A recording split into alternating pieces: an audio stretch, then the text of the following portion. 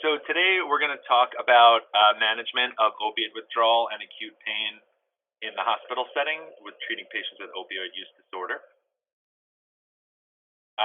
For those of you who may not have met me before, I'm Shane Gallagher. I'm a psychiatric nurse practitioner at Bellevue Hospital and part of the NYU exit entree research team.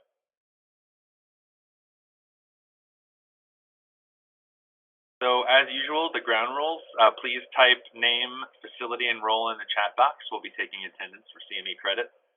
Please turn on your video when possible. We like seeing faces of folks who are here. Please mute your mic when not speaking. Change name to reflect who you are.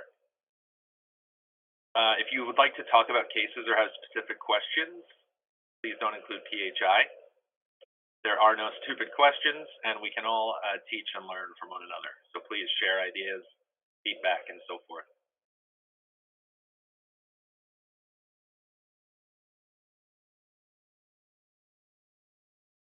All right, so first we'll look at a case, and we'll come back to Miss Polly throughout the presentation. She's admitted to the hospital with a radial head fracture after a fall during an overdose event.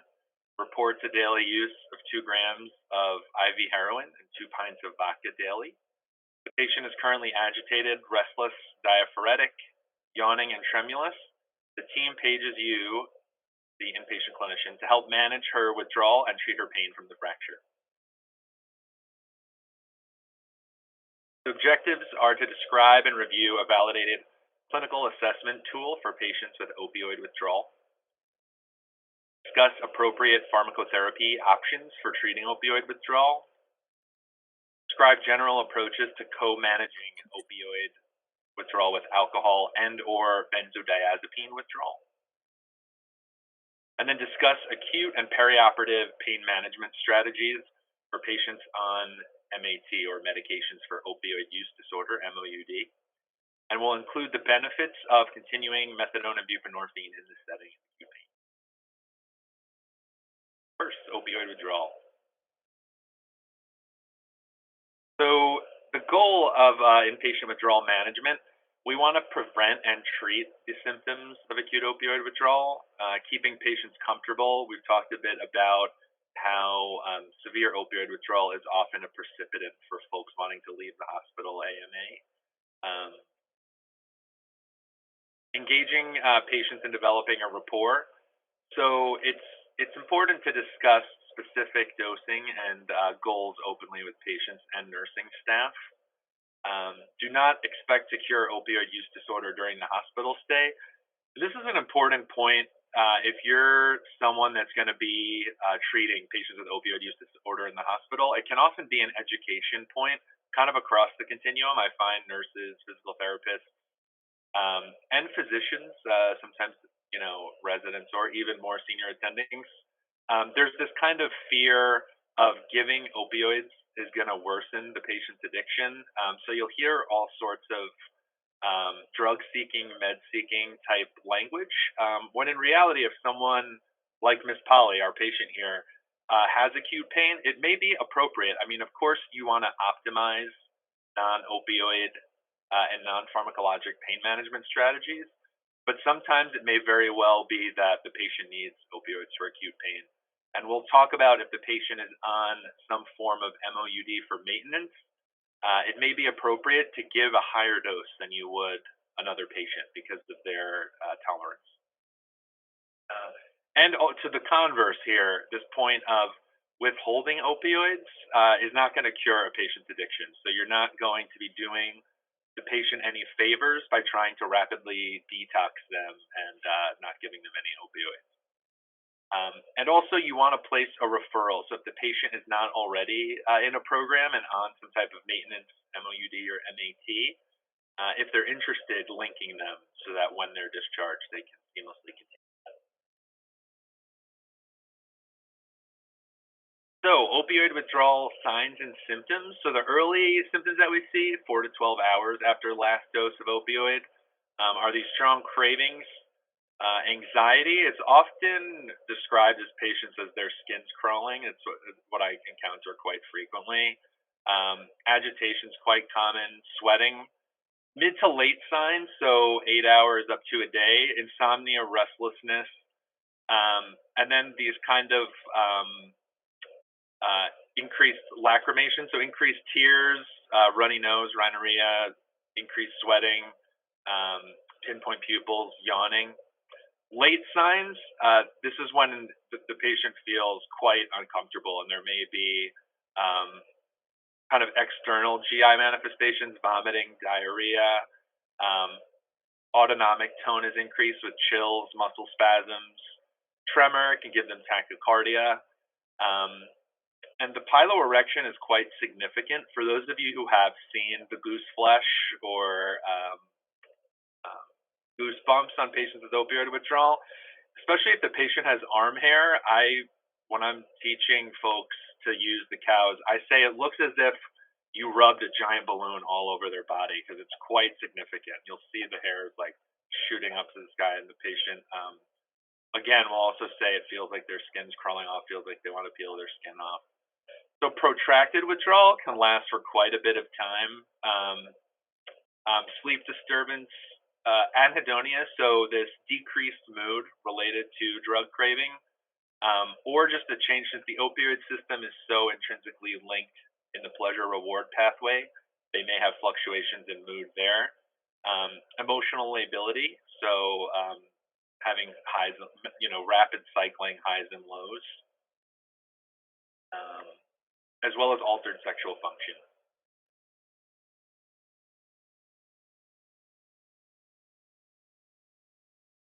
So, in assessing opioid withdrawal, you want to communicate with the patient to confirm the severity of withdrawal, and then collaborate in deciding how to best treat the withdrawal. So we're going to go over the COWS tool, the Clinical Opioid Withdrawal Scale.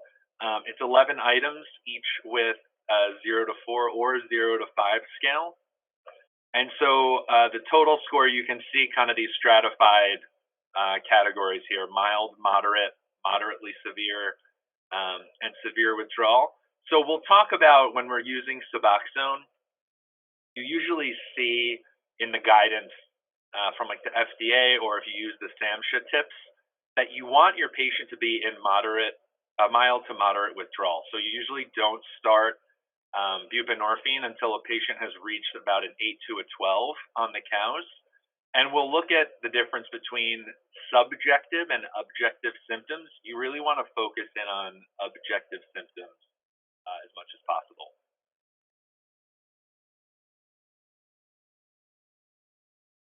So we have the 11 elements of the cows here. Their resting pulse rate. So you can see here, kind of how the 1 through 4 scale correlates here. So if you have a pulse rate of 80 or higher, if the patient's tachycardic, they get 2 points, so forth and so on.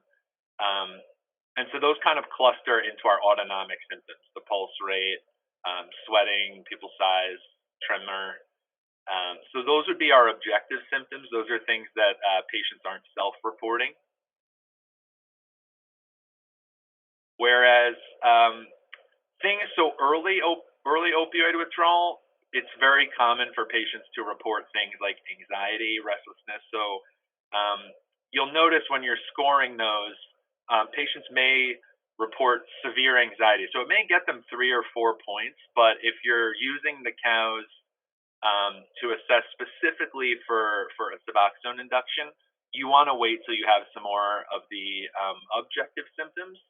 But if you're just treating acute withdrawal, say in the ER setting, it's appropriate to give, say, some methadone just to kind of keep the patient at bay. Or if they're in pain, short-acting opiate agonists will work as well.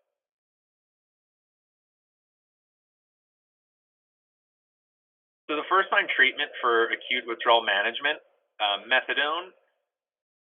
We'll talk a little more specifically, but kind of a general target. You can treat with up to 30 milligrams in the first 24 hours of admission. And buprenorphine, you typically treat with 8 to 16 milligrams in the first 24 hours. And then you can also give adjunctive medications and treatments for symptomatic support. Clonidine is an alpha-2 adrenergic receptor agonist. I usually start dosing it at point 0.1 every 4 hours. This is great for those autonomic symptoms. So the sweating and the tachycardia, clonidine is great at kind of uh, lowering the autonomic tone. And then you can also use muscle relaxants, NSAIDs, antidiarrheals, antispasmodics, and sleep aids. There's a great reference on Up to Date. It's called Adjunctive Treatments for Opioid Withdrawal Symptoms. And for each symptom on the cows, it gives a whole bunch of suggestions. So it'll like Flexeril and Baclofen are on um, muscle relaxants. Ibuprofen would be an NSAID, Imodium or loperamide for an antidiarrhea. Um, and it includes if there is severe anxiety, um, it's contraindicated typically to give concomitant opioids and benzos, especially in high doses in the acute setting. But sometimes if the patient is having severe anxiety, and like Miss Polly, when there's an overlapping alcohol withdrawal element, it is appropriate to dose the patient with benzos. So there's guidance also on how to give benzodiazepine therapy there too. So it's a great resource. You definitely want to decrease stimulation, limiting noise, dim lights. That can often be hard in the hospital environment atmosphere, especially those of you who are in the emergency department. Definitely want to push adequate hydration and nutrition.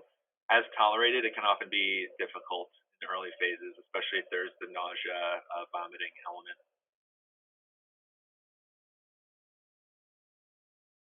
So visiting back with Miss Polly, she's now being monitored for opioid and alcohol withdrawal using the cows and CWA respectively.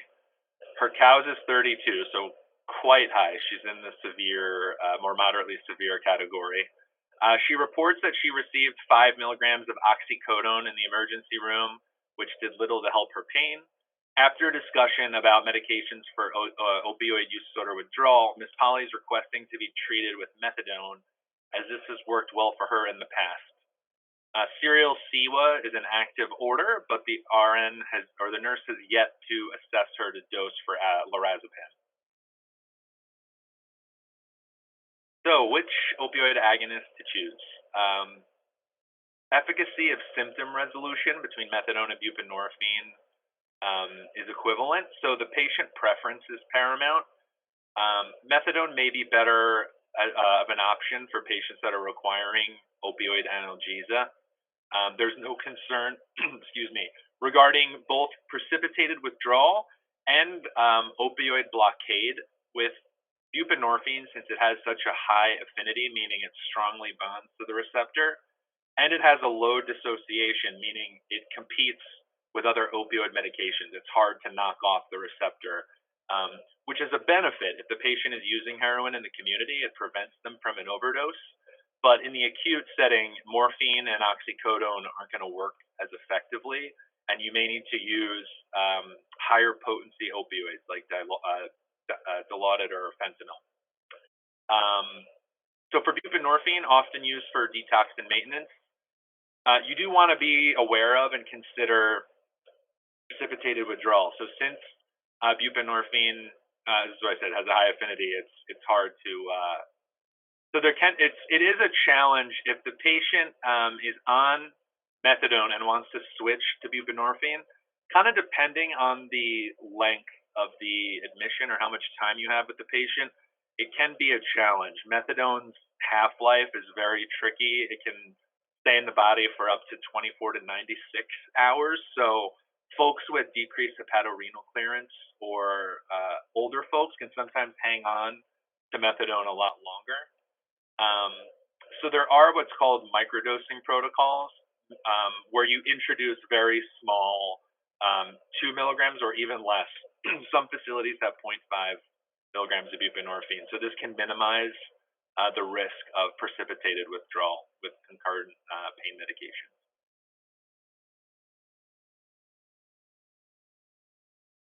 Can you start methadone in the hospital? Yes, you can. Starting methadone or buprenorphine in the hospital is both legal and advisable. And here we just included part of the Code of Federal Regulations, so Title 21 of CFR. There's no intent to impose any limitations on a physician or authorize hospital staff to administer or dispense narcotic drugs in a hospital to maintain or detox a person as an incidental adjunct to medical or surgical treatment of conditions other than addiction. So here's an algorithm for methadone dosing guidelines. Um, Start with 20 milligrams of methadone. This is common practice, like in an emergency room setting. They'll often, if the patient is nauseous and/or vomiting, they'll give 10 milligrams of the intramuscular formulation, which is equivalent to 20 milligrams of the oral or PO formulation. And so from there, you want to reassess. So that means administer the cow scale to the patient every 2 to 3 hours, giving an additional 5 to 10 milligrams of methadone until withdrawal signs abate. You generally don't want to exceed 40, and I would say most patients get reasonable resolution of their withdrawal symptoms between 20 and 30. So, in rare circumstances, you may need to go to 40. A few slides back, that's where it's really important. I call it giving the patients the sales pitch. I've seen such good withdrawal symptom resolution with those adjunctive treatments. So giving patients clonidine, hydroxyzine is a great anxiety adjuvant. So really saying that these medications are going to take away your withdrawal symptoms. Because some patients will say, only methadone works for me. I want more methadone, more methadone. Having them try all those adjuncts first, up to and including benzos, especially if you're getting up to the 40 milligrams of methadone. You don't want to give more than that.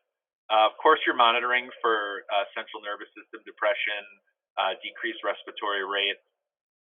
On the following day, you want to repeat that total dose. So if you started at 20 and you gave 2 additional doses of 5, you'd want to just start at 30 the next day. You can increase further up to 40 milligrams. If a patient is opting for methadone maintenance and is discharged to a clinic, you can increase the dose to above 40, titrating until withdrawal symptoms have improved, monitoring for sedation. The kind of key guidance here is the patient actually has to be accepted and enrolled into the program, which can be tricky. If your facility will let a patient complete an OTP, an opioid treatment program, or methadone clinic intake while they're admitted, which they do at some hospitals, then you can titrate up to resolution of cravings. So a lot of patients don't receive full blockade from cravings up to doses of like 60 to 80 milligrams. So if you really want to if the patient's going to have a prolonged admission, say for like up to a month, and pain control is really an issue, you may want to consider opting in to try to get an enrollment in an OTP so that you can up titrate. This will optimize their pain regimen and also get resolution of cravings. So in a monitored inpatient setting, you can increase methadone 5 to 10 milligrams every 24 to 72 hours, and you're usually checking an EKG to look at their QTC interval weekly. The patient needs a last dose letter to inform the clinic of their current dose and when they last received it. And this is to avoid the scenario that a patient gets double dosed in a day. So you really do want to be communicating well with the methadone program or the OTP when the patient received their last dose of methadone for discharge. Shane, I just want to add a comment that was written in the chat that in a certain county, methadone maintenance cannot be started in hospitals unless clients were already approved and cleared on a wait list. Do you have any comments about these kinds of regulations? It's outside of New York City. It's hard for me to speak to the specific regulations. It may be a county by county basis, and it is tricky, honestly. If you don't have a methadone clinic or maintenance program or OTP that's like nearby, linked, or affiliated with your hospital, it's often difficult because it would technically be an outpatient visit. So it can be tricky. Like you typically wouldn't discharge a patient and then readmit them. So yeah, that may very well be a barrier to adequately dosing them with methadone. In that scenario, I would say it may be appropriate just to up titrate the patient to 30 or 40, and then give them short acting agonist therapy if pain is an issue. If kind of cravings and withdrawal, I would treat them symptomatically for anxiety or other symptoms that are coming up. Thank you for the question. Yeah, I can't see the chat. Was that all the questions for now, Noah? Yeah, I'll just interrupt you if anything else comes up. Great. All right. So continuing on with methadone dosing, if they're enrolled or newly enrolled in a methadone program, so the admitting team, so whoever's the primary clinical team on the inpatient service, you can call the methadone clinic and speak to one of the nurses that administer methadone, and they can confirm the dose for you. At most hospitals or facilities, the pharmacy will want this before they dispense a dose that's higher than 40 milligrams. They'll want the name of the program, contact, and so forth. But from then, once you verify methadone, it has here, so say they're newly enrolled and they're on a low dose, say they're on like 30, and the patient's goal is to get up to say like 60, you can just follow the protocol of increasing by 5 to 10 every 3 days. You're monitoring for sedation and respiratory rate, and then keeping an eye on their weekly EKGs.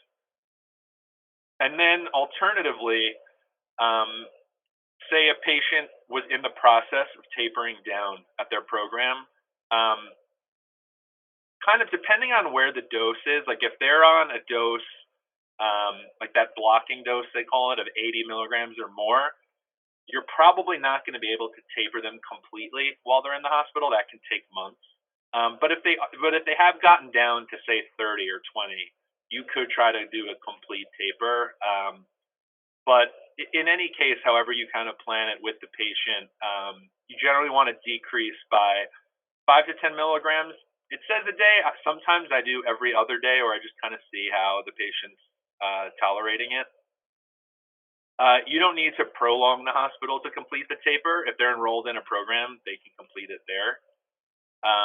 Per patient preference, it's okay to continue the same daily dose, including discharge. This gives them a 24 to 36 hour withdrawal-free period.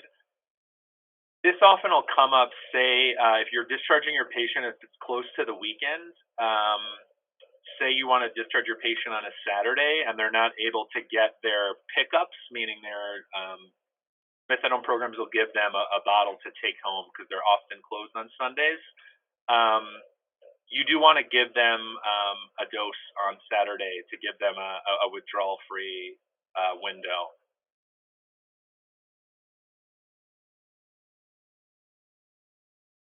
And this is something to keep in mind that's important. In New York State, we're not authorized to provide a prescription for methadone at discharge. Patients have to be linked with a clinic with an immediate intake following. The one exception here, methadone, when it's dosed 3 times a day, can be written for pain, but it's not a common practice and not allowed by the DEA to write this for if the person's getting it for maintenance. So you can't discharge them with the prescription.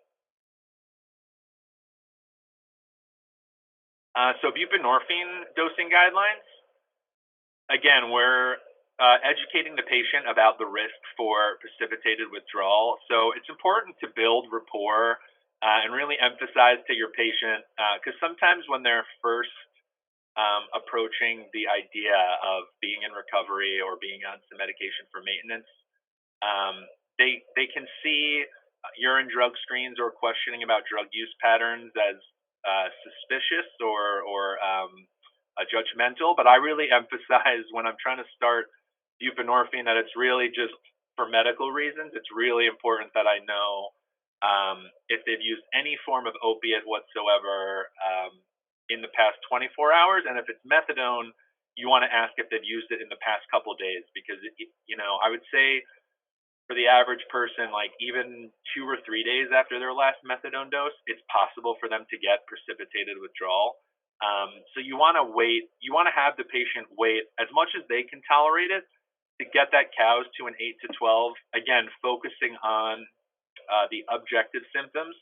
And so this is an area to counsel and kind of partner with your patient, telling them you understand that it's uncomfortable. A lot of patients have a lot of fear and will do a lot to avoid withdrawal, because if they've had a severe withdrawal episode, it can be, one of the worst types of pain they've had in their life. So I tell them, we are going to try to get them in that area of discomfort, but then also offer them the option of those non-opioid adjunctive symptom support medications. So after giving the initial, what we call induction dose of buprenorphine, you want to reassess every 2 to 3 hours, and you can give additional 4 milligrams until the withdrawal signs abate. You generally don't want to exceed 16 milligrams in the first 24 hours. And then again, on the following day, you give the total dose summed up if you gave additional doses. So if you gave 4 milligrams 4 different times, you would just start at 16 the next day. And then following day, you can increase further up. The maximum dose that insurance companies will approve without prior authorization is 24 milligrams. Some patients do still have cravings. They need to go up to 32, but the general FDA guidance and insurance guidelines are 24 max daily dose. So patients, if you induce them on buprenorphine, which is regular, it's common practice in hospitals. I've done it many times. A lot of folks do it quite frequently. The one thing you'll need an X-waivered prescriber to give them a bridge prescription that will last them until whenever their appointment is. So if you find them a clinic that doesn't have an intake for, say, a week, it's okay to give them a 7-day supply, but it does need to be an X-waivered prescriber.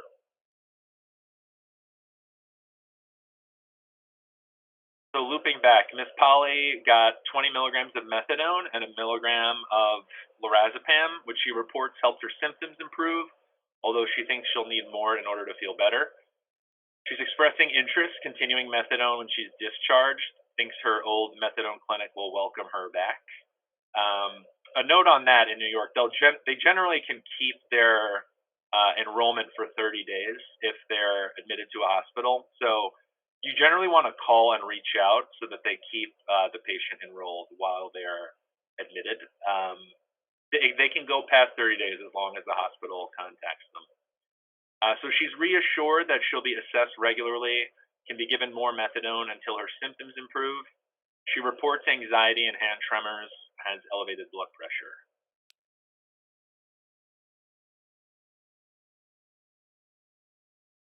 So some key review points about opioid withdrawal. You want to address withdrawal keeping patient comfortable, engaged, and safe while in the hospital.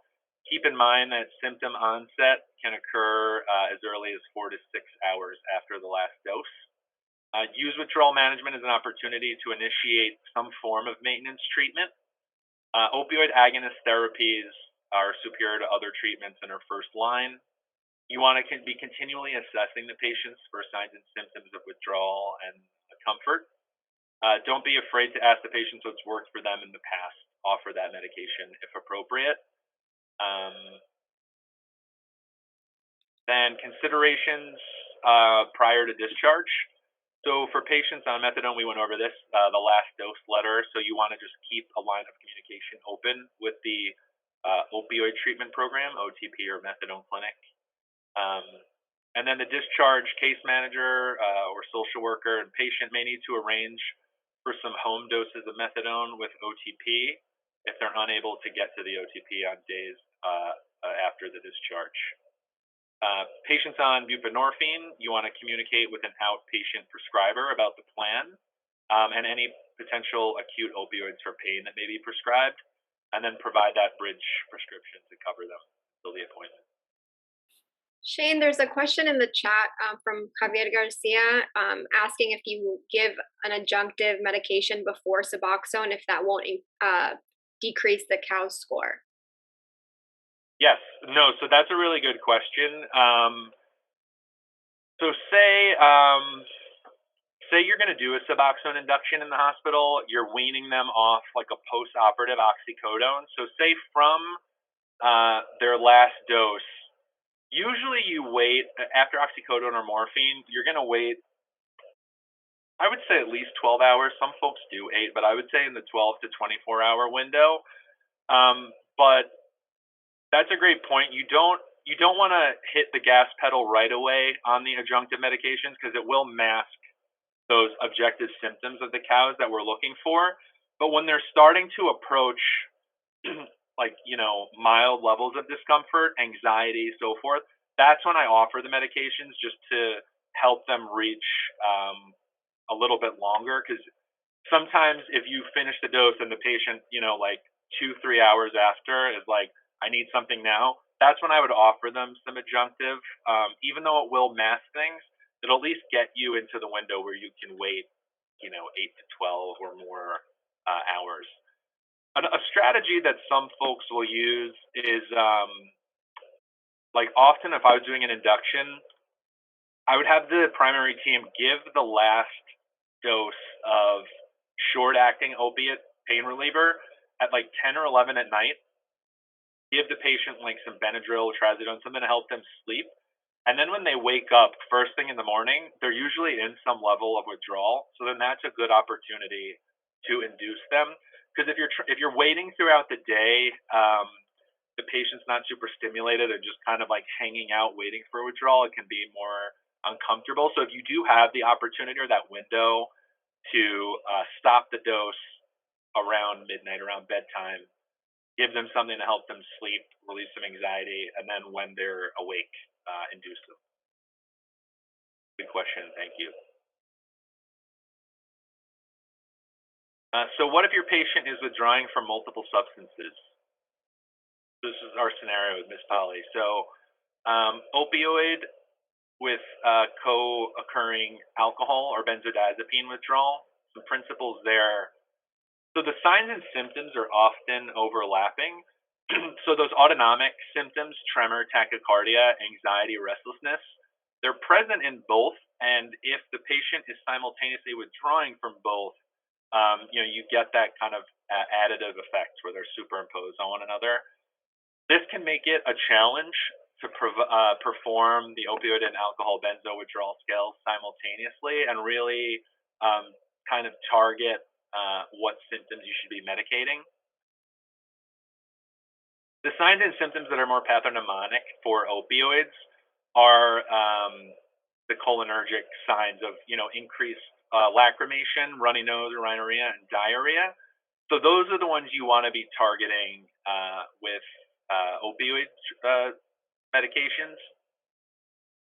Signs and symptoms that are more specific for alcohol and benzos is alcohol hallucinosis or hallucinations. Also, tremors, I would say. If benzo or alcohol withdrawal is getting more severe, you're more likely to see tremors there. With opioids, you usually see more restlessness, the skin crawling, but won't be a kind of gross, observable tremor. So the goal is to aim to stabilize opioid withdrawal quickly by titrating methadone to 30 or bupe to 12 milligrams as quickly as possible. Once that's stabilized, it's then easier to assess and evaluate the contribution of the alcohol or benzodiazepine withdrawal. Managing alcohol or benzo withdrawal, you want to use a symptom-triggered or fixed dose tapering of benzodiazepines. It depends. The setting that you're in will dictate this. Often in detox centers or units, they'll use a fixed dose taper. It's common on medicine units to use a symptom-triggered because there's some data that supports shortened length of stay with a symptom-triggered serial CEWA assessment. That'll kind of depend on your staffing. For staff to be able to give a CEWA every 1 or 2 hours, unless you're in a ICU, ER, or acute care setting, it can be a challenge. So visiting back with Miss Polly, she feels much better after she got up to 40 milligrams of methadone. She's now being closely monitored for high CEWA scores, but is responding well to lorazepam. She reports that her arm is killing her, and the Tylenol and Toradol she received is doing little to relieve her pain. She's fearful to ask the nurse for pain medications because she was told that her methadone should help with the pain. Again, kind of teaching moment or teaching point. For argument's sake, now let's say that Miss Polly is like a day or two or even three into her admission. If she's been receiving methadone to resolve her withdrawal symptoms, she's going to receive very little, if any at all, pain relief. So she may very well need adjunctive medications. Um, I know I usually have good experience when folks are getting Toradol. It's usually great, especially in the post-op setting. But if that's not doing it, it may very well be that the patient needs to be augmented with an opioid, and then kind of educating nurses and the team that the methadone is going to do very little or probably nothing in terms of analgesia, especially at this dose. If she was at a much higher dose, she may be getting some pain relief, but at these kind of minimal withdrawal resolving doses, they don't often get a whole lot of pain relief. We're going to move on next to managing acute and perioperative pain for patients with opiate use disorder. I just wanted to pause a moment to see if folks had questions on the management of opioid withdrawal. Hi, this is Javier Garcia. I have a question. One is that is there any time you would want to start methadone? I mean, for instance, my hospital, we have no connection to a methadone treatment program, so starting a patient on methadone often paints us into a corner because you can't then start Suboxone. You have to wait to get them off of the methadone, and then you always have to taper them off of the methadone before discharging them. So, is there any reason why we would start someone on methadone for withdrawal? I don't know if that makes sense. Yeah, no, it does.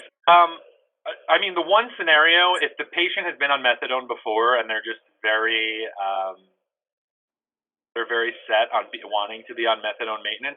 You are right, though. If the resources aren't there, you would have to taper them off to like a dose of 20 or 10 milligrams before discharge. But no, you're right. There is definitely a push to encourage and want to support or at least offer buprenorphine maintenance. Because you're right, it can be quite a challenge once you've started a patient on methadone. Unless you have quite a bit of time, it can be hard to transition them to buprenorphine while in the hospital. And I have a second question. I don't know if you're going to talk about precipitated withdrawal or not, about like the management of that, or if, when that happens, what you suggest, because I've heard two different approaches. I actually have never seen it, but some say keep giving Suboxone because of the paradoxically it'll overcome the agonist effect, or just switch back to symptomatic treatment and wait some more.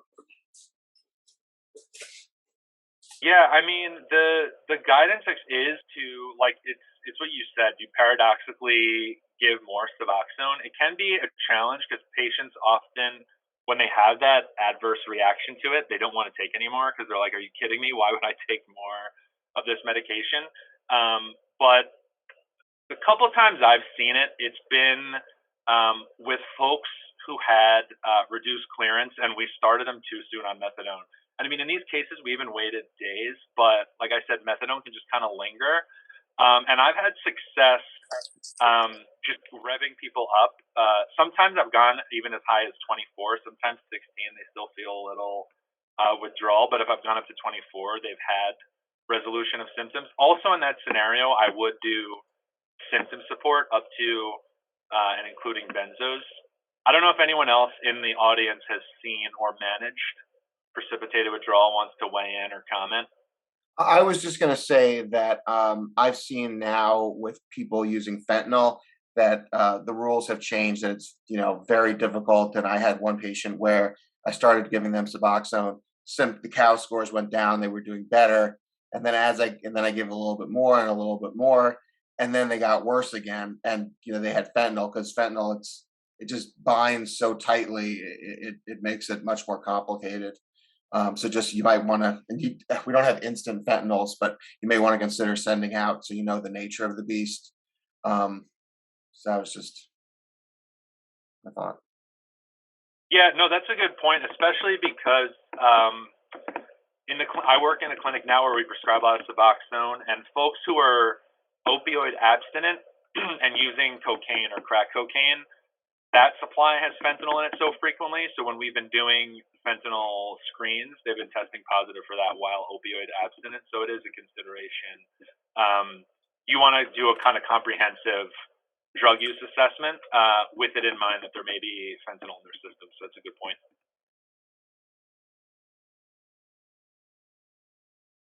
All right, thanks, folks. I'll move on. So, managing acute and perioperative pain for patients with opioid use disorder. So, again, we talk about the potential for mutual mistrust. You may hear the terms drug seeking, and then also sometimes folks discount the role of tolerance and dependence with the drug. And there's also fear of being deceived or tricked. There's also fear from the patient of mistreatment or judgment. Patients sometimes feel the lack of empathy. So when they have withdrawal symptoms or breakthrough pain, that folks aren't really hearing them or acknowledging them. And sometimes patients feel that there's an avoidance. In terms of discussion, what types of mutual mistrust or what experiences have you had with patients who have OUD and co-occurring pain?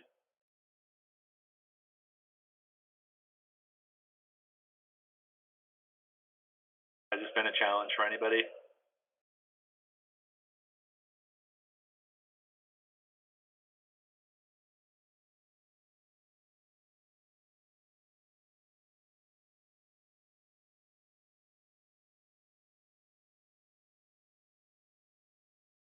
I actually was on, somebody else jumping in. I was actually on call last night covering psychiatry pager, and we had a code called to a floor for a patient who's very agitated, had behavioral disturbance, and folks just kind of assumed it was some other cause of agitation, that the patient was violent. When I talked to the patient, he was just saying, "I'm in so much pain."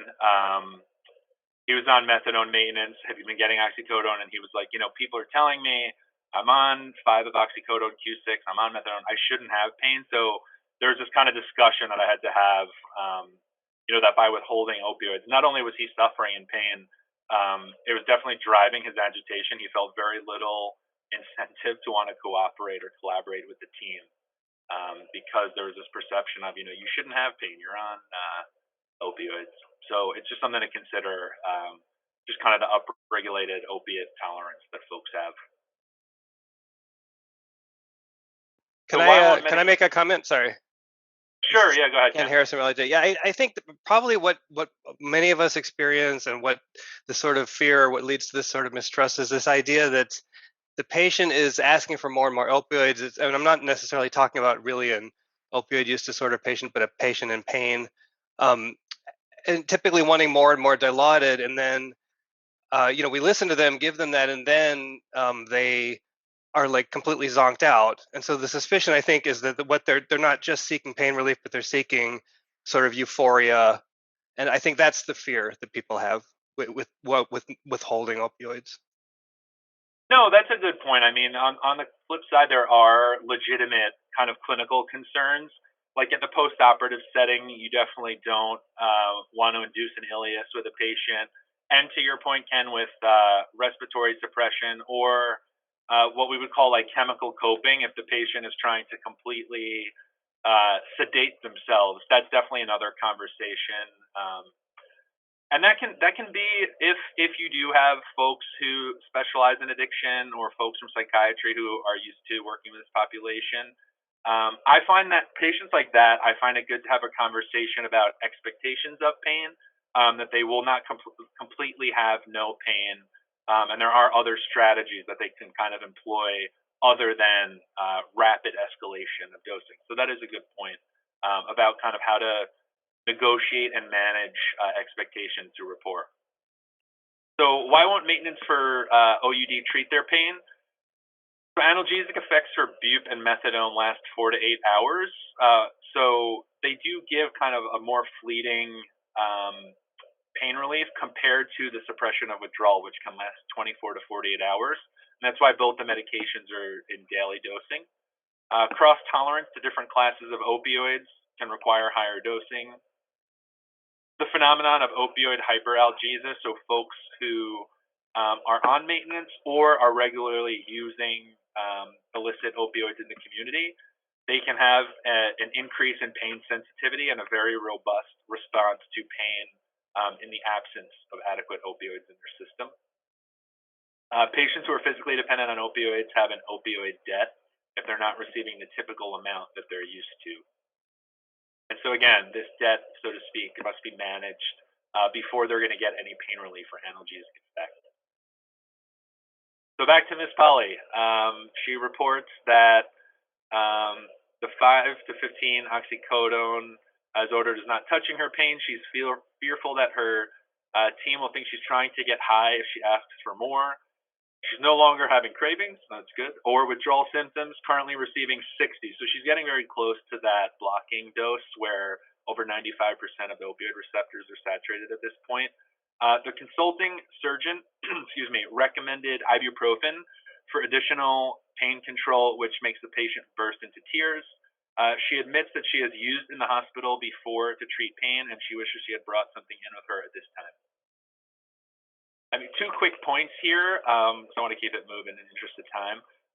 One, I see that she's bursting into tears for ibuprofen. This definitely is a scenario where I do talk to, when I'm consulting on inpatients, I definitely talk to the patient about throwing everything, including the kitchen sink, at it. That pain really does need to be treated multimodally, so sometimes they do need to be a little more creative or flexible in their thinking. I often have patients immediately reject the idea of Tylenol, but they're not used to getting, say, 3 grams of Tylenol a day. So definitely, you still do want to optimize and use all of these non-opioid pharm options first, including like local blocks or other possible anesthesia techniques your hospital may have. And then the other concept is use while in the hospital. It certainly does happen. It's something you want to talk to your patient about, especially if you're looking at a buprenorphine induction. I've had patients before who on the day of induction will admit, oh, I had a couple oxy on me, I took one. And you'll say to them, that's why we really need to know if you're using any opioids because of the precipitated withdrawal risk. So we've touched on this a bit already. Patients with active OUD have lower pain tolerance with match controls, that concept of hyperalgesia. Patients with a history of OUD have less pain tolerance compared even with siblings who don't have an addiction history. And patients on maintenance, including methadone and buprenorphine, have less pain tolerance than match controls. And women on methadone maintenance after a C-section had more pain and required 70% more oxycodone equivalents. So common myths about using opioids for analgesia in patients with OUD. One is increased risk for relapse.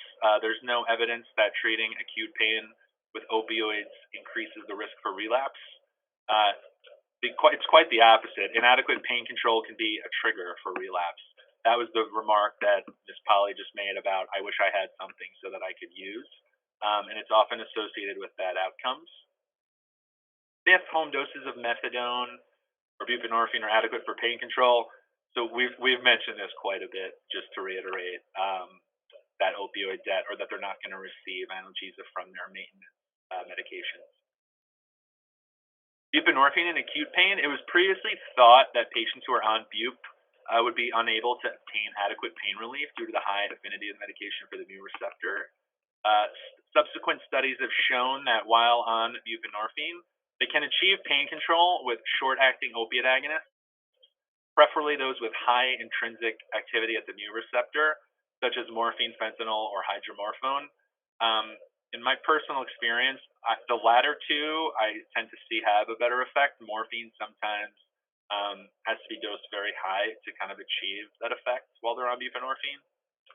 Buprenorphine can also be split into 3 times daily dosing, which can improve mild pain. So if they're saying that if they're at say 24 milligrams daily and they're taking it once daily in the morning, the analgesic effect is going to wear off by bedtime. So while they're admitted, you can split it into TID dosing to help optimize pain control. Back to Miss Polly. She reports much improved pain control on her new oxycodone dosing and reports having some mobility back. She's working with the social worker to locate a therapist for post-discharge. Reports her old methadone clinic is going to take her back for direct admission. She's feeling anxious about the possibility of surgery to correct the fracture in her arm and waiting for the ortho team recommendation. So some do's and don'ts. Do continue methadone and buprenorphine. You can continue bup in the pre, peri, and post-operative setting. Consider split dosing to help with the analgesic effect. Provide short-acting opioid for acute breakthrough pain. And again, use the multimodal approach. So optimize all angles of the etiologies of pain. Don't stop a maintenance medication or withhold analgesics for the perception of analgesia from maintenance. Perioperatively, patients should continue their home methadone on the morning of surgery. If strict NPO, you can consider IM dosing, keeping in mind that it's a 2-to-1 PO to IM conversion. Patients should continue their home bup on the morning of surgery. You can consider splitting to Q8 hours to maximize pain relief. We're going to use multimodal approaches. If opioids are needed, they may be needed in higher doses. But consider the bolus-only option so that there's no basal rate. So you can see how much the patient is actually using it, how much additional analgesia they may actually need. So the benefits of continuing maintenance perioperatively, there's no need for the patient to experience a discomfort or stopping. So you don't want to introduce withdrawal symptoms into the perioperative setting. It can make it miserable for the patients, make their vital signs unstable. You're also minimizing risk of relapse pre and post-op. You also avoid the challenge of having to induce buprenorphine again. It can be difficult, especially if they're going to be on short-acting opioids for a period of time.